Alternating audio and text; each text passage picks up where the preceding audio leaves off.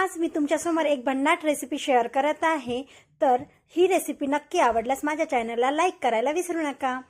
तर एक पातेलं घेतलं आहे, त्यामध्ये वाटीभर शेंगदाणे घेतलेले आहे आणि त्याला छान खमंग मी इथे भाजून घेत आहे।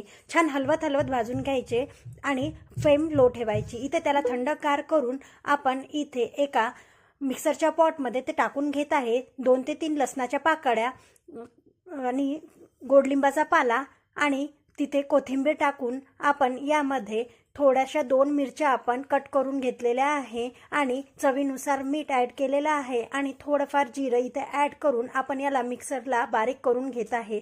असं मिक्सरला स्मूथ बॅटर करून पाण्याच्या सहाय्याने आपण बारीक करून घेतलेला आहे। इथे आपण याला तडका देऊया।